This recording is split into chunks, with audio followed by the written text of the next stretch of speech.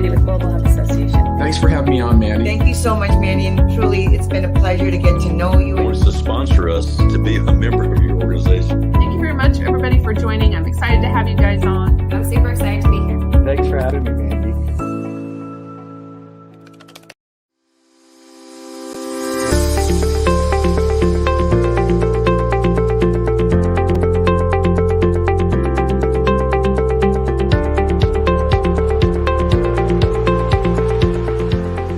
Hey guys, it's Mandi with Global Hemp Association. I wanted to say thank you so much for joining. I'm excited about the opportunity to build a relationship and connect this supply chain. I mean, after all, that's why we started the association. Our association was built on the foundation of connecting supply chain, building relationships, and helping you grow your business. Anyone from farmers, manufacturers, and distributors, people that are passionate about the supply chain, and those creating products selling into biofuels, plastics, textiles, construction, and building materials.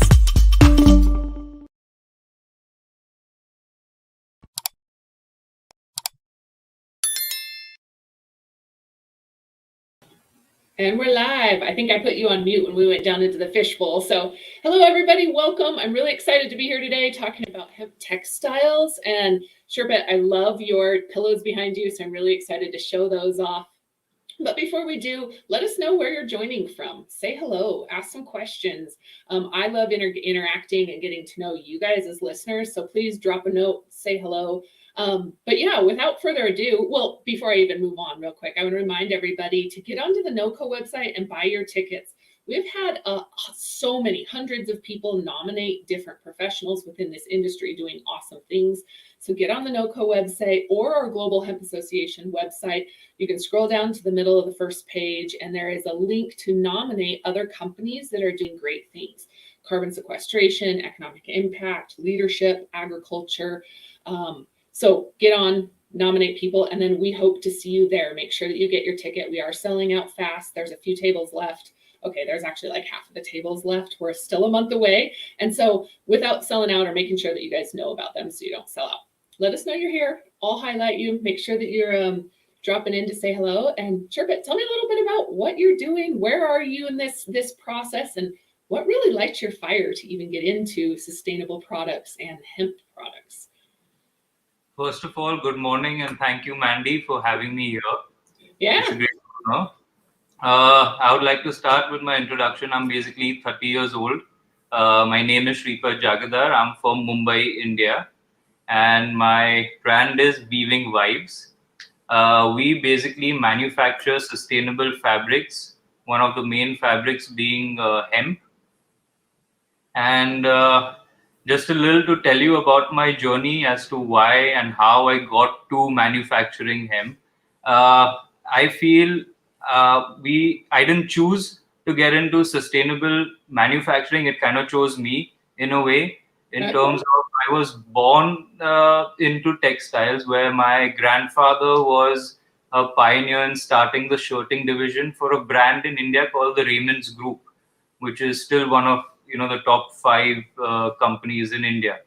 And then with my father in the 80s starting his own weaving factory, there were always talks about reed, pick, GSM, colors, weaves, through my whole childhood. So listening to all of that, finishing my graduation, doing a diploma in textiles, I started my journey in 2014, where I joined my father's business. And in those 4 years, I learned a lot about, polyester and the harm it does and the widespread effect it has. Yeah. And that kind of made me think as to there has to be a better alternative to polyesters and their blends. And that's when I think around 2017 in India, plastic started getting banned in grocery stores, which got replaced by, polyester bags. Straws started getting banned, and, the whole sustainable wave basically took on. And that's when I felt I need to get on this boat as well, because not only is it great for the environment, it's great for the future as well. And it's a little cliche, but I was in Amsterdam in 2018 with a couple of friends, where I ended up going to the hemp museum, where they have various kind of, hemp products, from the flower to the stem to various kind of seeds and everything. And that was my eureka moment, because I remember seeing a hemp fabric and my textile brain just took off, and I was like, wow, I can make this. I just need to get my hands on the right yarn. Yeah. Okay. And So I want to ask you just really quick, talk to me a little bit about the weaving and textile industry in India, because you guys are really leading the charge, from what I understand, on capabilities to weave and in the textile space, the amount of fabrics and the designs that are coming out of your area. correct. The industry in general is large. So, Okay. like, India produces one of the largest cotton crops in the world. So, in terms of factory, textiles started in India back in the days when, the Britishers had control over India. That's when, the first factories came up. So, India has a lot of knowledge, a lot of heritage in textiles.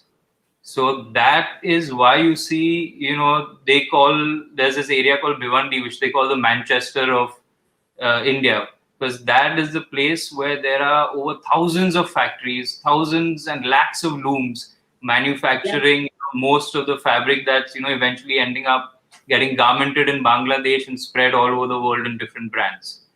So India does have a very strong hold in terms of manufacturing, not only in terms of woven textiles, also knits, also agro textiles, also technical textile. It's vast. It's a lot.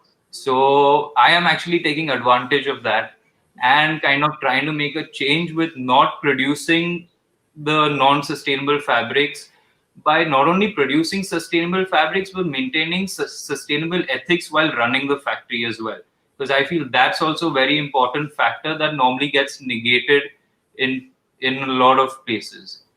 That didn't even, it's kind of funny, and I'm a little bit embarrassed to admit how disconnected I was from the dollar t-shirt that was being purchased at the stores, and where that, who pays for that, the number of hands or the number of people that touch that piece of fabric before we purchase it in the store. So I was actually going to ask you, what is sustainability to you, and what does that really mean when you talk about the textile space and understanding the chemicals and that are used, and the staff or the employees, like you said, who touch and work on the projects. So yeah, can you speak to what that whole, without greenwashing, right? There's so much greenwashing that happens along Correct. with this. So, I wouldn't want to generalize it. I can just speak with my personal experience. For me and the people I've met in India who are also manufacturing some of the other sustainable products, all of us are into, I feel sustainability is a lifestyle. It can't just be a part of you. It kind of encompasses you in terms of your living, your food habit, and makes you think at terms of disposal of waste. So overall, it's a kind of a holistic, journey. It's not only that I'm doing sustainable fabrics and driving a petrol or diesel car. It's not only I'm making sustainable fabrics and paying less to my employees, doing over hours. It has to be everything. So a lot of people, when they come to me, they're like, no, your fabrics are expensive. I'm like, they're expensive because I'm treating my workers the right way. I'm giving them all the right wages, and I'm following all the ASO-free dyes, all the norms, all the GOTS certifications. So all that adds price. But the benefit is that hemp, as we all know, is the strongest fiber in the world. So you get longevity. If I tell you as a grocery store, you replace your polyester bags with my hemp bags, and that person who buys it for his entire generation, he does not need to take another bag to the grocery. That is the difference that we are trying to build awareness into people, that, fast fashion has kind of spoiled this entire thing, because people generally, want to wear a piece of shirt or t-shirt 6-7 times and then throw it away, not bothering about what happens to it.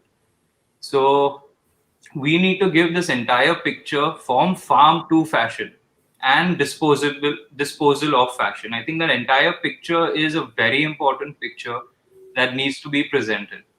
I totally agree with you at the fast fashion. And again, how disconnected I was. And I give credit back to hemp, because I feel like it really revealed the opportunity that we have to make such a big impact and a change in that supply chain, to sustainability.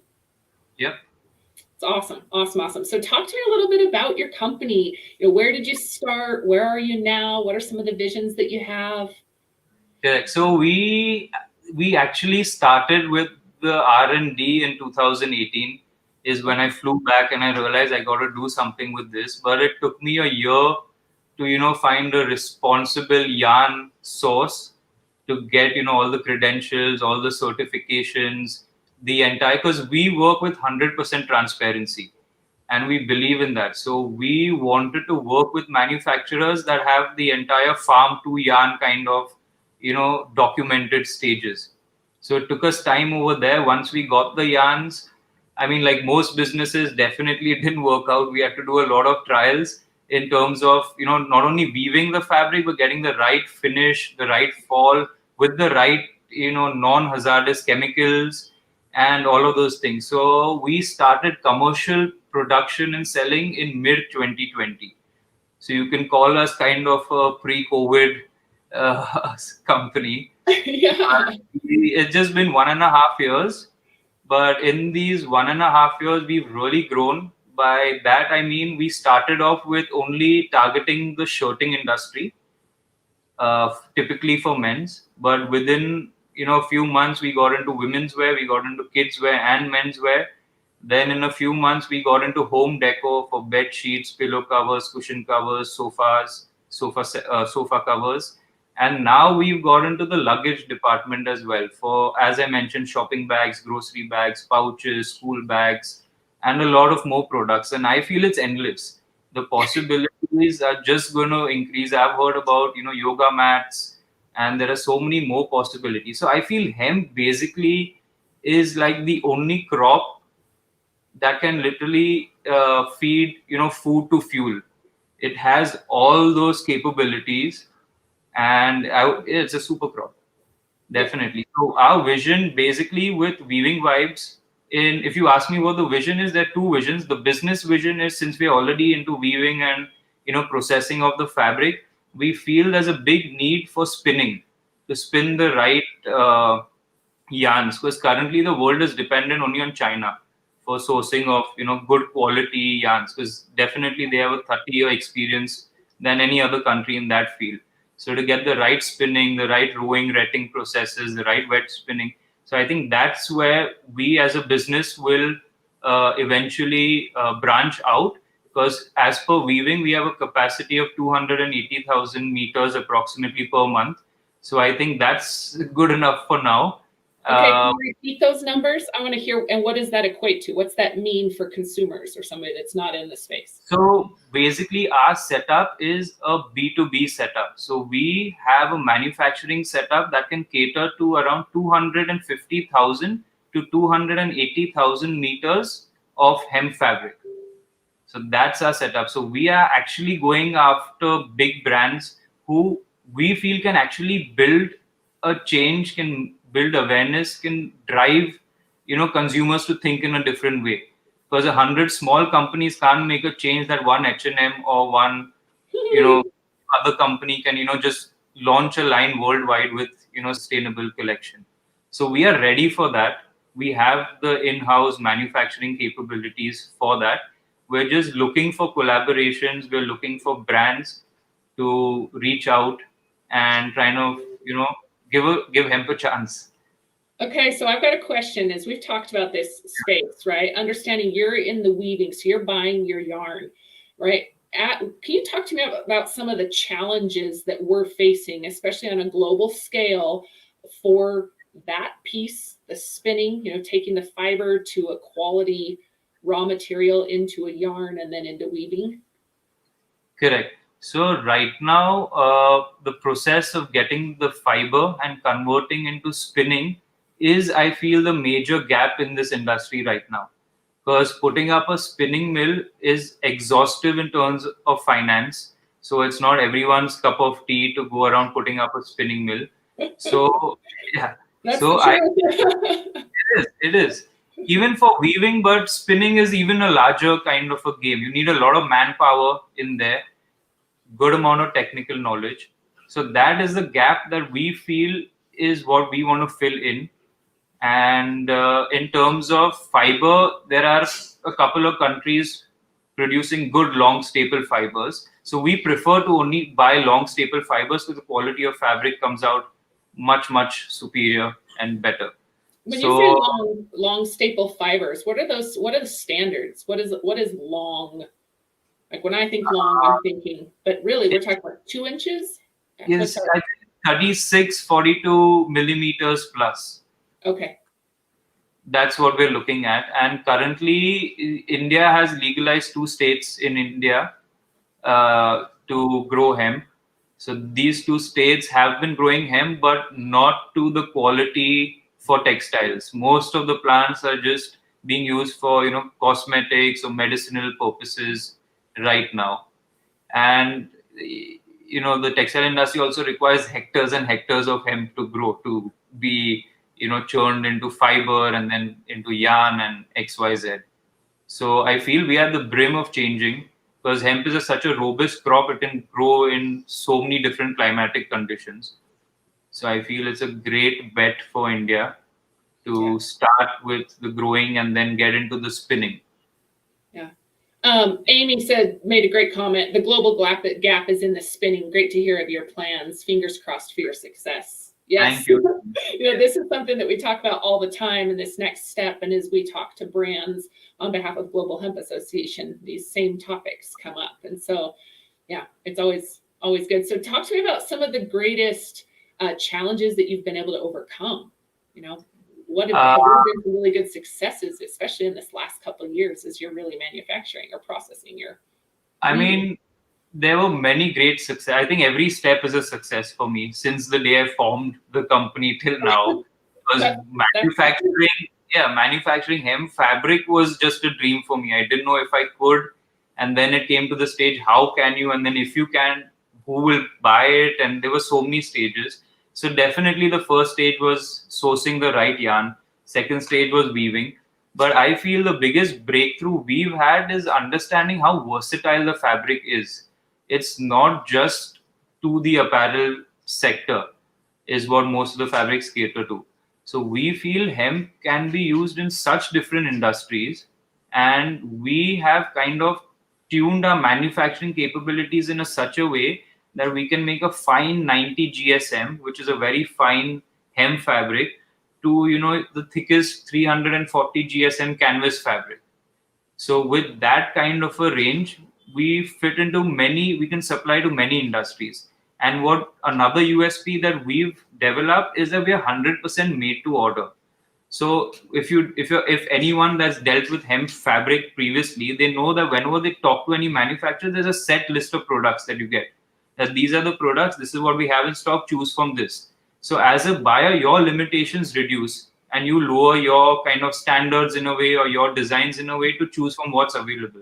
So we've broken that in terms of we do 100% made to order. We sit with the brands, ask them what the end use is. Is it a pillow cover? Is it a curtain? Is it a shirt? And then we work backwards with them in terms of what Pantone shades do you want to play with? What kind of finishes do you want? Do you want a stiff, a soft finish? Then we tell them what blends. So either you can go for hemp and cotton, you can go for hemp and tencel, hemp and bamboo, hemp and lyocell. The list goes on. You can even blend 4-5. You can do hemp, bamboo, cotton, and lyocell. So when you give this flexibility to the brand, they feel very comfortable in working. Also, we work with very small MOQs. We work with 500 meters a batch. So what in this entire field, when we put up, it's a funny story, but we put up the industry to cater to big brands, and we realize big brands don't really care right now. The people who care are smaller boutiques, are smaller brands, are small fashion designers.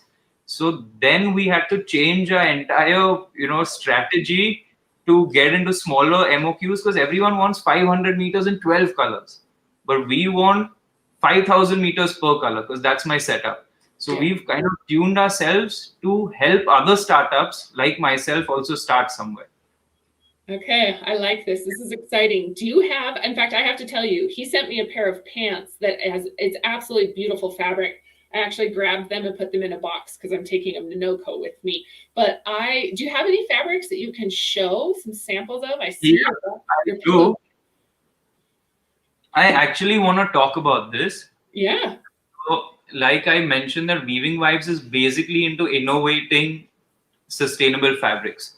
So we not only manufacture sustainable fabrics, process them in a sustainable way, but we've also started printing in a sustainable way.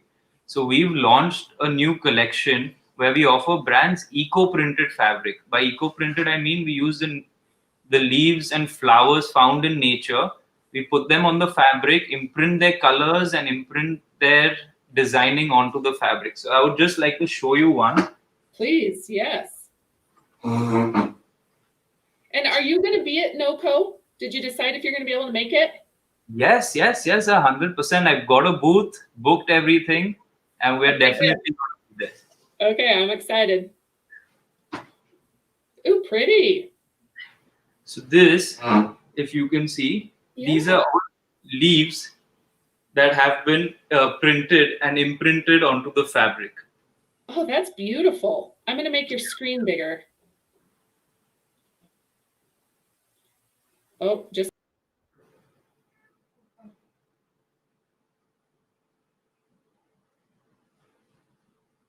So this is all done on 100% hemp fabric. We also have dyed fabric like this. So this is basically indigo dyed 100% hemp fabric. And we've used flowers and done the imprint. The prints that you see on this are small flowers that I've taken to do the prints.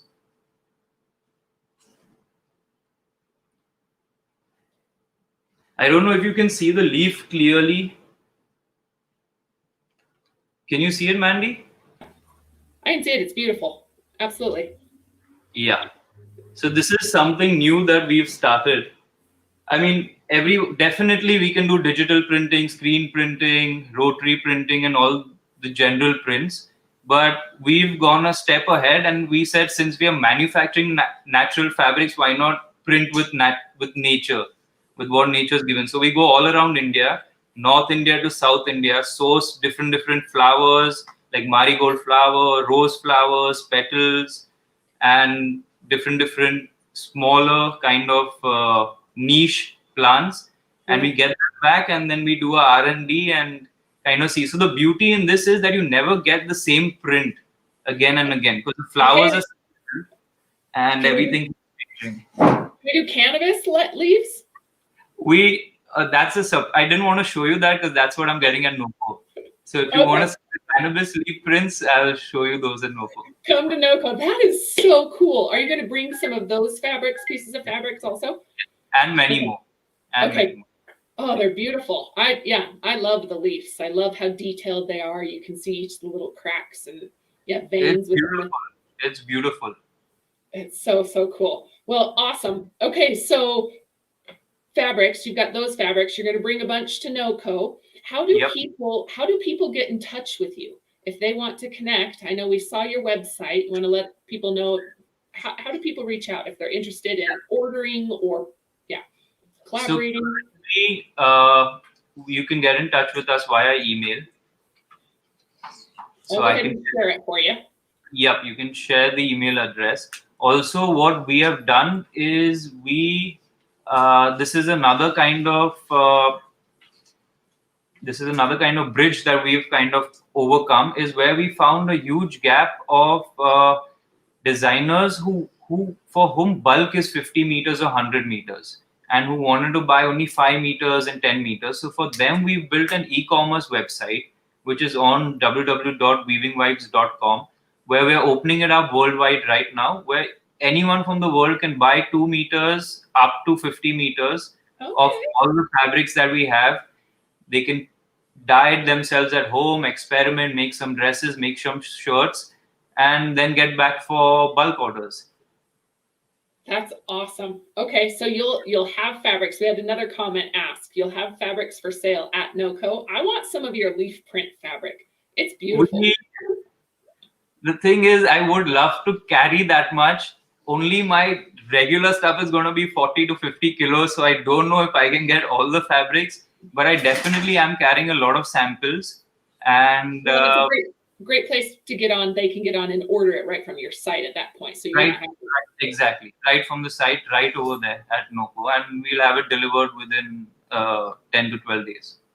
Okay, so talk to me about, you're obviously operating in India, right? Are you planning to bring operations to, to scale outside of India anywhere? Yes. I mean, since we started, we haven't actually sold any fabric in India. We're completely export based. Okay. So we have some clients. We have actually 2 clients in Mexico who are using our fabric to make shoes. So they're making the upper layer of the shoe. Then we have a lot of clients in Australia and New Zealand. Those 2 countries are, booming and asking for hemp fabric weekly. So Okay. we are definitely in America also. We did a trial run with Amazon where we were approached by Amazon for our fabrics, and I essentially told them that we are B2B. I don't understand who's going to buy 2-meter cuts on Amazon, because Amazon's a D2C market. And he said, no, it's so interesting, it's so new, so put it on. So I think yesterday or day before we actually sold out on Amazon. So the shipment will come. But if anyone does want to buy fabric, you can be on Amazon USA, Amazon Europe, and in Mexico. Oh, cool. Good for you. What great progress. This is exciting. That's also available for anyone to purchase straight from Amazon. So that with Prime delivery, I think is less than 48 hours to your doorstep. But we don't have the eco prints over there. That I'll be carrying. So that we'll have it up there soon. Awesome. Well, I would love to attest support. We've said for a long time, especially for our members, to be able to add links or backlinks from our site and our, we've got a Shopify account on another business that we link together to. But I would love to help, promote product. One of the best ways that we're going to grow this industry is getting the product into consumers' hands. And so the more consumer products that are made, the better we have of people touching it and understanding it. And especially seeing the difference in a polyester to a hemp, or a rayon and a hemp, right? Linen. Yeah, believe me, I had a lot of issues in terms of, it's like these pillows you see behind me. I don't make the pillows, but there's a brand who wanted pillows. So they said, can you make the fabric? We made the fabric. They're like, we don't know how it's going to look in pillows. Can you make some pillows? So we had to print the fabric, make some pillows and give it. Then he came back saying, you only make the pillow. I said, no. I said, I can prototype. So we do a lot of prototyping for a lot of brands, because like you said, they don't exactly know how the product is going to turn out. And then comes the question of after use, of, washing this pillow 50 times. How does it feel after that? How is the print after that? So there's so many questions that we have to help them with and guide them through the entire process. So I think that's where my basic and Weaving Vibes builds a relation with any brand it works with, because it's so hand in hand that, it's a beautiful kind of a synchronicity that's happening. It's awesome. So we've got a question, Dave Canby. It's good to see you. Where do you source your hemp fiber, raw hemp from? And you're not sourcing raw hemp, you're buying the yarn, right? Correct. Yeah. As of now, we have sourced fibers. I have done trials in India with some big spinning mills who are already manufacturing and spinning a lot of linen. So it was kind of similar over there, but we didn't succeed.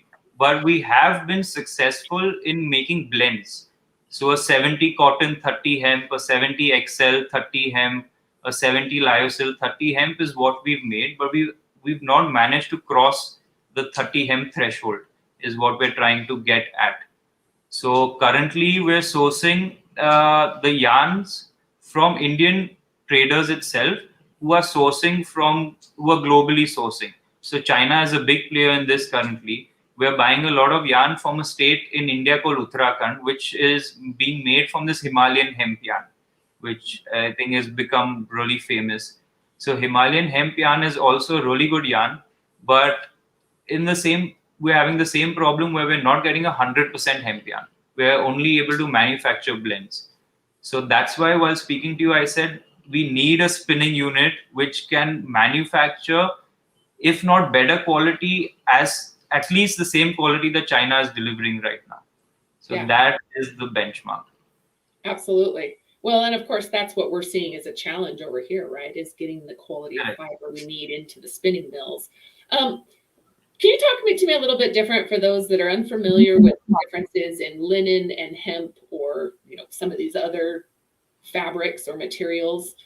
Correct. So that's a question I keep getting from a lot of brands that are already in cotton who want to shift to hemp, but they don't know why they should shift to hemp. It's just everyone's talking about hemp, so we should do it.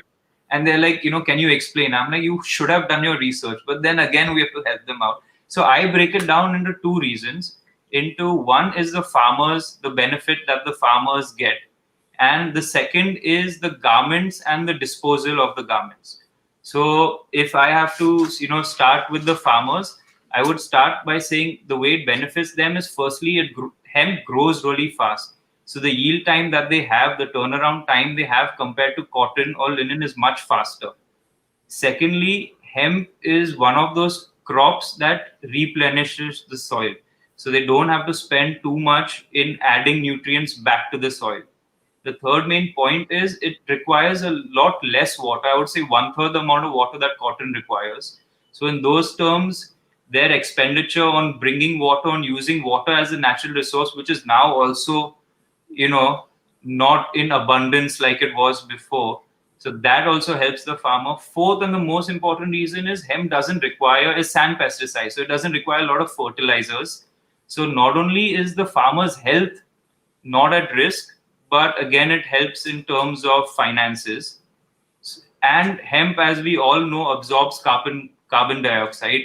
Hemp is considered carbon negative, as we all know it sucks in the carbon from the air and converts it into like leaves, plants, and all.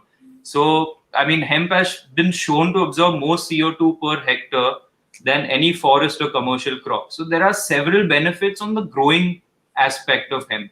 Then when we come onto the fabric aspect of hemp, hemp is definitely inherently UV resistant and antibacterial in nature.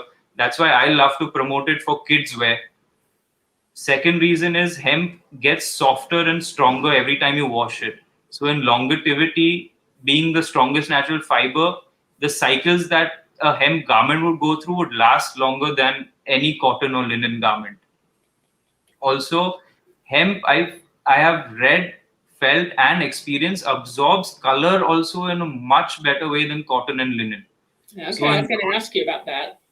Correct. So in those terms, when you're doing prints, when you're working with dyes, the color pickup and the fastness in terms of dry rubbing, wet rubbing is much superior than cotton. And overall, with so many benefits, I wonder why fashion industry isn't picking up hemp, the way it should and promote it. But these are the main two reasons why, from the agricultural aspect as well as from the garment aspect, are the two reasons why hemp is definitely superior than cotton and linen, in my reasoning. Yeah. Well, and you hear all the time about the textiles, the garments that everybody has, that they've had them for 10 years and they actually feel better. Or the people that say, well, the first year that I wore it, it was a little bit tough, but now it's my 10th year in and I love it. It's my favorite shirt. That's because hemp is like wine. The more it ages, the better it gets, right? So the more you wash it, the more you use it, it just keeps getting better and better. I love it. I love it. I love it. There was a comment here made. Thank you guys, everybody, for joining. We've had lots of great comments and I've tried to share them, but thank you, Amy and Ron and Laura, Thatcher and Dave.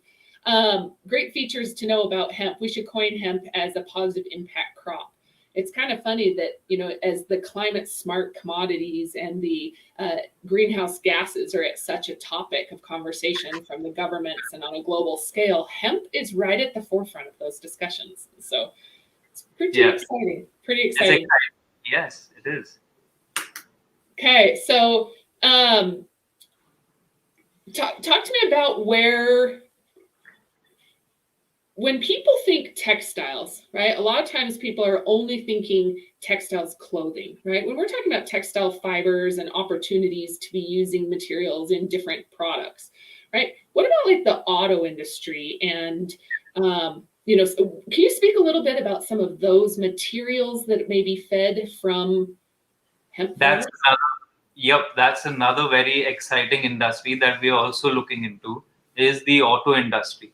Yeah. See, you need to understand fabric is used in so many different industries that it is just a matter of looking at it if it can be replaced with a sustainable product or not. And most of the times the answer is yes. And the answer is it's definitely better than yes. So the automobile industry is 100% a great industry to start with. In terms of there's so many like Tesla. I would love Tesla since you're already in the sustainability field, you're manufacturing EV cars. You have to have all your materials inside, which I hope is sustainable. If not, these are the people, Mercedes-Benz, BMW, Volvo that has, vouched to go by 2030 all electric. So these are the companies that I feel today or tomorrow will look into this. It's the same, like I never thought of, manufacturing duffel bag fabric. Or I never thought I would be manufacturing fabric for a company, like a Converse kind of a company that is using fabric to make shoes.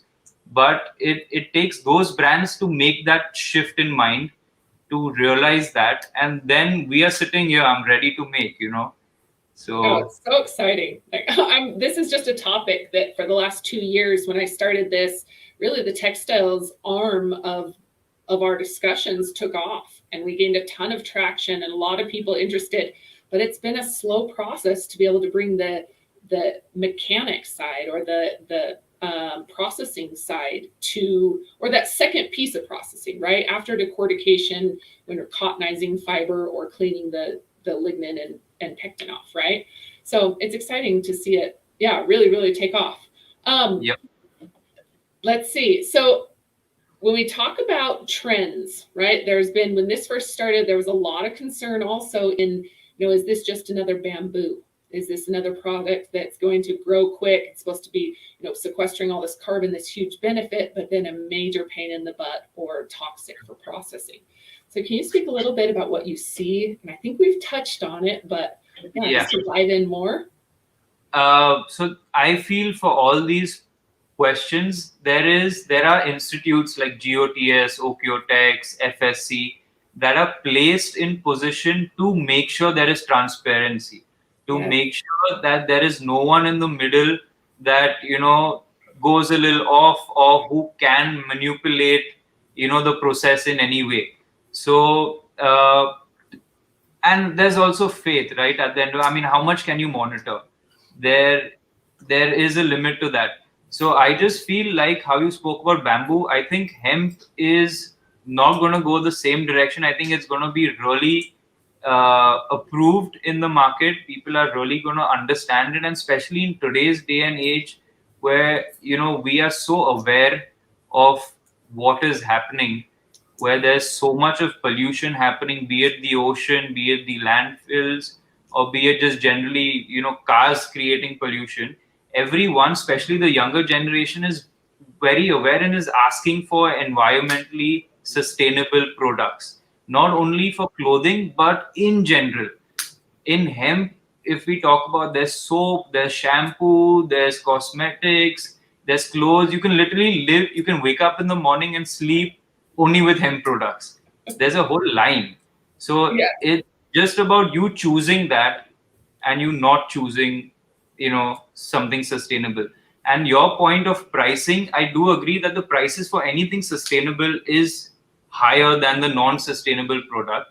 But that is only because of acceptance, is that these non-sustainable products are manufactured in such large quantity, advertised at such mass scale, that if the same kind of audience or the same kind of time was given to sustainable products, it's going to, be accepted in a blink of an eye. Yeah, absolutely. So I hope if there's any questions from anybody else, chime in. I'd love to hear from you. So talk to me a little bit about who are those ideal, who fits into that box that may really get behind the industry and push this into big brands, right? Who are we looking at as an industry to really say, get behind us and, help take this to that next level, to that big scale? So in today's world where everything is driven by social media, where big brands have such a volume of followers, and there are some blind followers that won't ask a question, but their favorite brand has said this, so they'll take it as writing on a stone, right? So the only people who have this audience can actually make the noise. So these are the people that need to come up and not do it to just show that we are also sustainable, but actually pick it up with the goal and motive behind making, the world a better place. It's A change. honestly, global warming is a real thing. It is happening. The world is hot. We need to cool it down. And, sustainability is a choice today. It might not be tomorrow. So let's not wait till we reach that stage. Just wake up and understand, what are you eating? What are you wearing? How are you, breathing? And Yeah. vote with your dollar, right? We have an impact by where we spend our dollar. And a lot of it's been, like I said, for me, I was so disconnected to where everything, I just was not aware of the supply chain and how broken it was, and the people that were, the labor that was going into it. And James just made a really good comment. He said, isn't it wrong to say that it's more, or that it's more expensive if it's better, stronger, and lasts longer? In fact, it's just cheaper, right? And That's 100% right, James. That's what I also believe in, and that's what I was telling Mandy. The same thing as an example of a shopping bag. That yeah. whatever you purchase with hemp, I mean, I would say last you a lifetime, probably go on to your next generation as well. And when they dispose it off, it's not even going to harm the environment. So I take back my words. It's wrong to say it's more expensive. It's actually 100% definitely not only cheaper, but also healthier to adapt to this for you and the environment as well. So there are a lot of people that I say, you spend say 8 hours or 6 hours of your day sleeping on your bed sheet with your face touching your pillow. So you should be very concerned with what that material is. So in that, we say that we're promoting a lot of hemp fabric in that, with its, antibacterial benefits, that, this should be appreciated and should be highly accepted, as because a lot of people don't think about the bed sheets. Everyone wants like the cheapest bed sheet with the best print. But we are trying to get people to ask a question: what is this bed sheet made of? My skin is going to be touching it for 6 to 8 hours. Is this good for my skin? Is this good for my body? So these are all questions, and definitely only when the customers ask are the brands going to answer. They're not going to come out and give you answers on their own. So it's for us to ask. It's like Mandy, you said, we decide where we spend our dollar. So we should ask before we spend our dollar. You're right. Our consumers voting, right? The pollution is piling up, and it's right in our faces, and it's affecting us so much more than it has in the past. I would like to answer Robert's question, where he said the blends don't hold up as long, maybe 5 to 7 years. Yeah. So in this also, Robert, we've kind of found a way to make the blends work. Actually, what happens in spinning is, when you try to make, say, a hemp cotton or a hemp lyocell intimate blended yarn, where you're blending at the fiber stage. At that stage, even however strong the hemp fibers are, the CSP level of those yarns are very poor, even poorer than 100% cotton yarn. That's because when they are blended, the properties sometimes don't add up to bring about the strength and the quality. So even if, Robert, I hope you're coming to NOCO. So we are going to have a lot of blends. In our blends, you'll notice are a little different in terms of we use 100% both ways. So if I'm blending hemp with bamboo, I'll be not using an intimate hemp blended, intimate hemp bamboo blended yarn, but I'll use 100% hemp yarn and 100% bamboo yarn. With that, yeah. And then spin it. Okay. Yeah. So with that, when fiber to yarn is happening, all the characteristics, all the properties, all the strengths are mentioned. And then when you put it on the weaving machine, weave it, process it, it comes out strong. And that's when, you will have a better life cycle to the fabric. That's great. What great feedback. I've heard that so often, about the blends. And I think what you just addressed is something that's probably not shared very often, about, blending two different fibers compared to same fiber. Probably we will in the future. We will, with technology, get to that stage where we will find an answer for this as well. But currently, in my experience of manufacturing, I've found is what Robert said, that the intimate blends don't kind of come out to the right parameters of a non-intimate blended fabric. Amy made a really good point. For those of you that don't know Amy, she's a rock star in this industry and a huge value add to so many students up in Montana and professionals within this industry. But James Doyle, he's another rock star in the auto industry. But the business model and structures within the industry need to be shifted more on the B2B side and the B2C side. Awareness needed on the cost of the activities.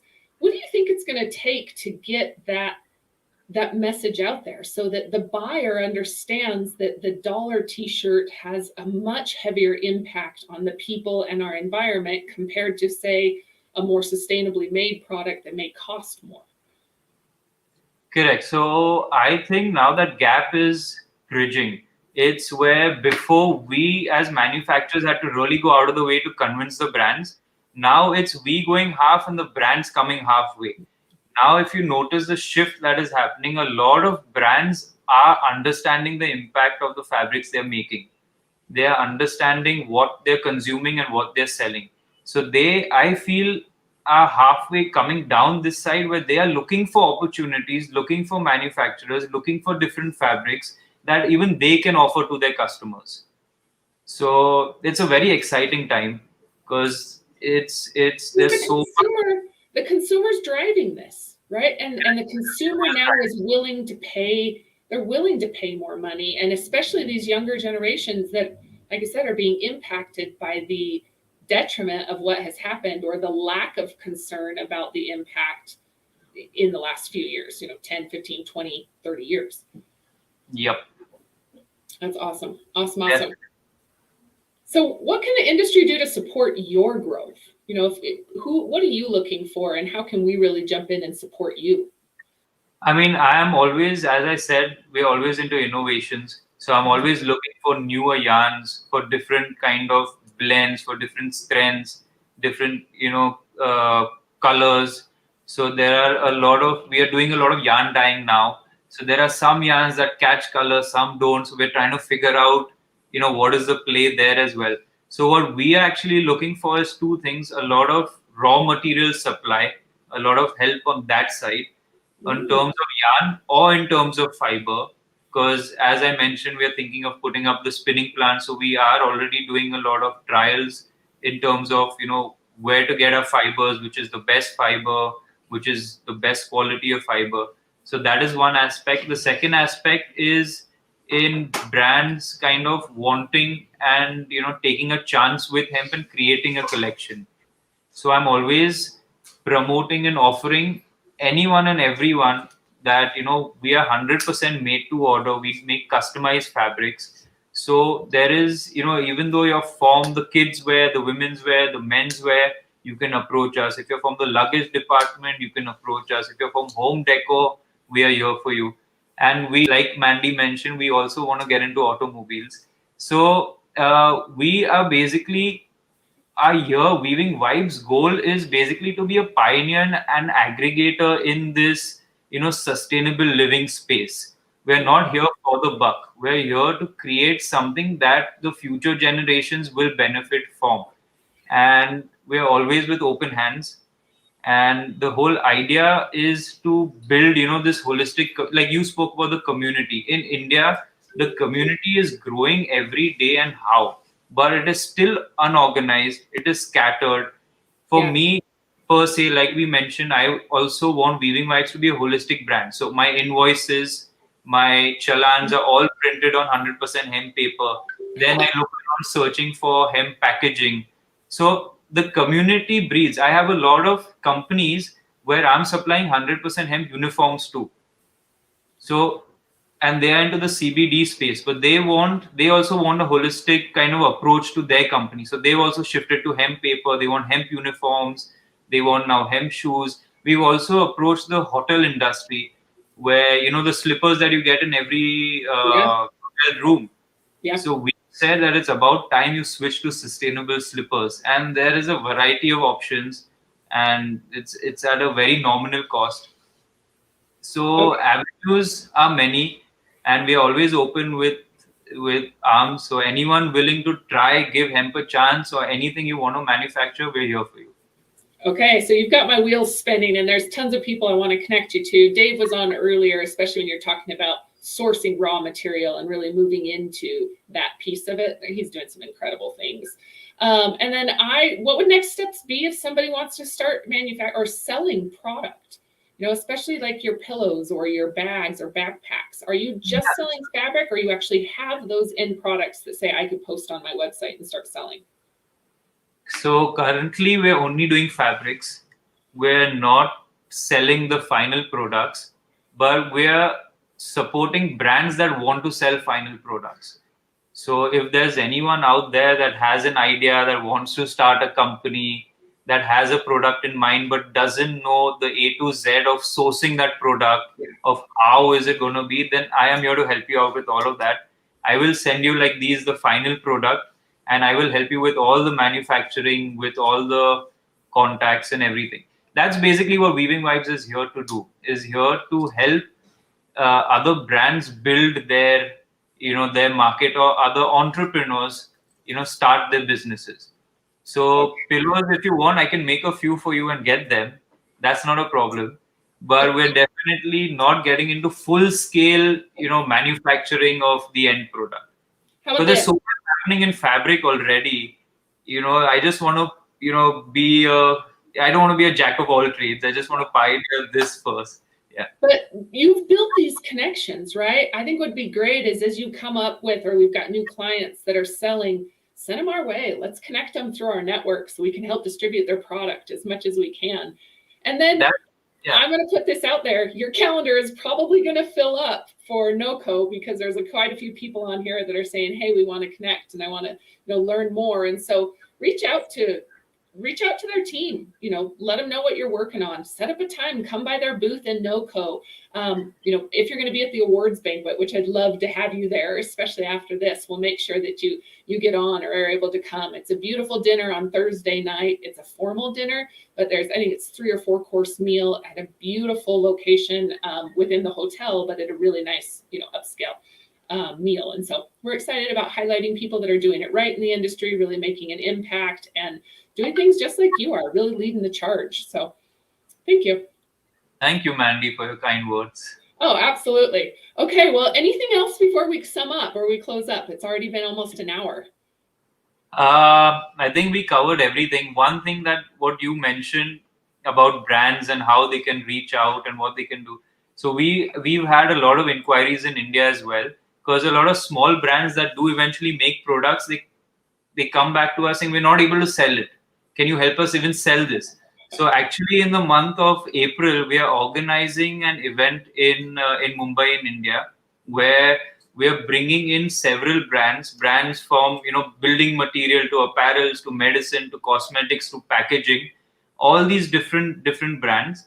And we're bringing them under one roof, because not only do they kind of eventually need each other in terms of, where I mentioned the holistic image, but also there needs this community to come together and get organized. Everyone is scattered, and there's so many people who don't know, who want to live sustainably, but have no idea of where do I get information from?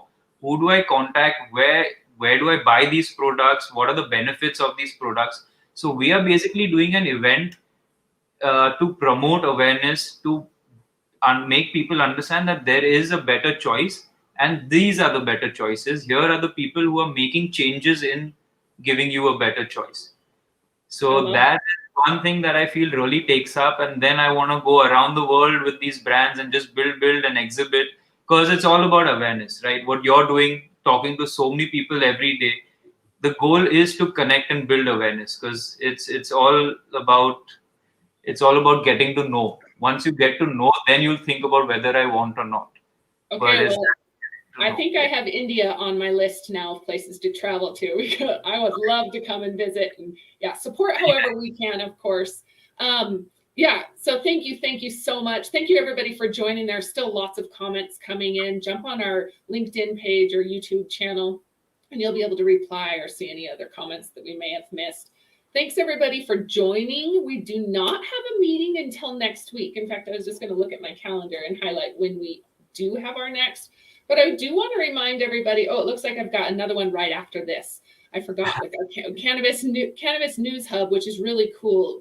Brad is one of our members, and it's a platform that allows you to get in and search all news and media. They had partnered with Newsbank, which is a bank of news, but specifically focused on the hemp and cannabis industry. And they have articles from the 1800s. So you can get in and see on your census, you know, back in the day, you used to have to report how many acres of hemp you grew, and it's all available online. So pretty exciting. But thank you so much, everybody, for joining, and we'll log off for now and see you next time. Thank you, Mandy. Have a nice day. Absolutely. For sure. We'll talk soon. Yep. See you soon. See you Bye-bye. later.